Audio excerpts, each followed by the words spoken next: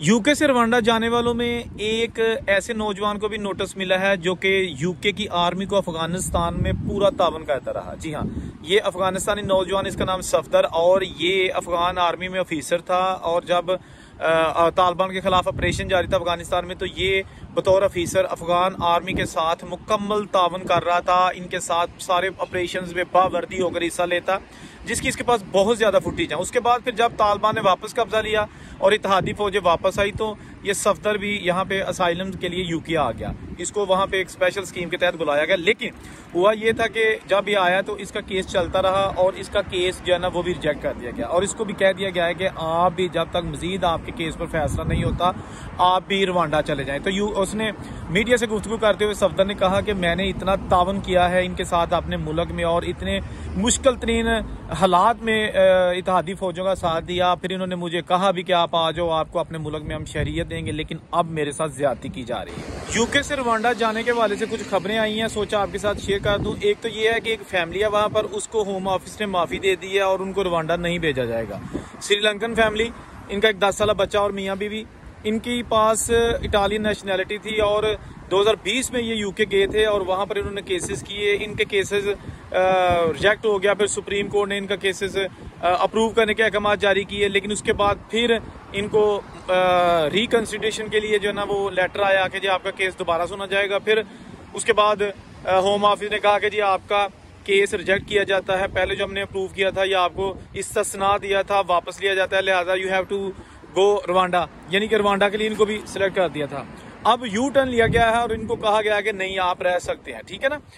दूसरी चीज, अभी जो ताज़ा तरीन इतलात आ रही हैं यूके से वो ये है कि बहुत ज्यादा तादाद में लोग आयरलैंड जाना शुरू हो गया और आयरलैंड में ऑलरेडी लोग टेंटों में रहने पर मजबूर है। जी हाँ, वहाँ नहर के किनारे ग्रैंड कैनल है, वहाँ पे बड़ी नहर, उसके किनारे आपको टेंट्स नजर आ रहे हैं स्ट्रीट्स पे। वहाँ की हुकूमत ने काफी कोशिश की है कि ये सारा सिस्टम खत्म हो, लेकिन अब ये सिस्टम खत्म होने के बजाय मजीद बढ़ना शुरू हो गया है। इसके साथ साथ यूके में गिरफ्तारियों का आगाज, जैसे कि मैं पहले भी कहा कि गिरफ्तारियों का आगाज हो गया है, लेकिन लोग अंडरग्राउंड चले गए हैं और बहुत सारे ऐसे लोग जिनको होम ऑफिस ने ईमेल्स या मैसेजेस किए हैं कि आपको हमने रवांडा भेजना है, वो गायब हो गए हैं, वो डिसअपीयर हो गए हैं। इसके साथ साथ जो लोग जॉब करते थे उन्होंने भी जॉब अचानक छोड़ दिया और वहां पर यानी कि आप ये समझ लें कि एक बुहरानी कैफियत पैदा हो गई है, ठीक है। दूसरी जानब ये कैंपेन अब चलाना शुरू कर दिया है यूके की जानब से कि जी रवांडा एक बड़ा अच्छा मुल्क है, बड़ा सेफ मुल्क है, वहाँ पे आपको जॉब अपॉर्चुनिटीज हैं, वहाँ जो पहुंचेंगे उनको मेडिकल दिया जाएगा, वहाँ उनको नेशनैलिटी के हवाले से, इमिग्रेशन के हवाले से भी जो है ना वो भरपूर मौके दिए जाएंगे।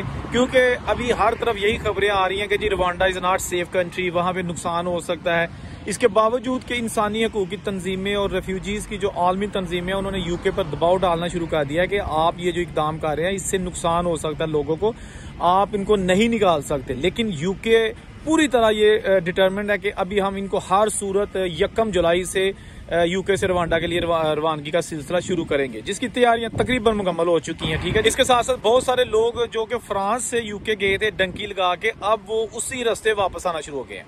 जी हाँ, जिस डंकी के जरिए यूके को सफर किया था, अब उसी डंकी के जरिए इनको ऑलरेडी पता था कि कैसे जाया जाता है, क्योंकि ये यही इंग्लिश चैनल क्रॉस करके वहां पे यूके पहुंचे थे। अब ये वापस आना शुरू हो गया है और 500 पाउंड्स, मैं पढ़ रहा था एक न्यूज इंग्लिश चैनल की, तो उसमें लिखा हुआ था कि 500 पाउंड देने के बाद ये इनको किश्तियां इलीगल तरीके से अब वापस जिन रस्तों से ये यहाँ पहुंचे थे उसी रस्ते से इनको वापस भेजा जा रहा है, या भेजा नहीं जा रहा, ये खुद आ रहे हैं, क्योंकि इनको तो रवांडा भेजा जाएगा ना। अभी ये फ्रांस की जानब खुद जो है ना वो गामसन है। यूके से इसके साथ साथ बड़े स्कैंडल सामने आना शुरू हो गए हैं। जो जाली पेपरों पे लोग वहां पे पहुंचे थे, उनका ताल्लुक पाकिस्तान, इंडिया या बांग्लादेश या किसी भी मुल्क से था, अब उसकी बड़े पैमाने पर उन्होंने छानबीन शुरू कर दिया और जो लोग अपनी बेगमात को जाली तरीके से वहां पे लेके गए हैं उनके खिलाफ भी घेरा तंग होने जा रहा है। इसके साथ साथ जो लोग उनके वीजे जो उन्होंने जाली इशू करवाए थे, यानी कि जो एक वर्क परमिट होता है या स्किल्ड वर्क परमिट होता है हुनरमंद अफराद के लिए, तो उसके लिए जो जाली सर्टिफिकेट्स बनवाकर इन्होंने लोगों ने वहां पर पहुंचे थे उनके खिलाफ भी अब छानबीन शुरू हो गई है। स्टडी वीजे के हवाले से भी काफी सख्तियां कर दी गई हैं, क्योंकि अब यूके पूरी तरह कोशिश कर रहा है कि जो भी उनके मुल्क में उनके मुताबिक गंद पड़ चुका है उसको साफ किया जाए। जब तक ये गंद साफ नहीं होता लीगल इलीगल पीपल्स का फ़र्क आपस में हम ख़त्म नहीं करते, उस वक्त तक नई वीज़ा पॉलिसी को ईजी नहीं कर सकते। स्टडी विजिट वीज़े के हवाले से भी काफ़ी सख्तियाँ हैं, और जो लोग अभी फ़िलहाल विजिट पे या स्टडी पे यूके जाना चाहते हैं, मेरा ख्याल है फ़िलहाल वो ना जाएं, क्योंकि अभी हालात वहाँ के इस काबिल नहीं कि आपको वीज़ा मिल सके, या वीज़ा मिले तो वहाँ जाके आप किसी भी गैर की सूरत हाल का से दुचार हो सकते हैं।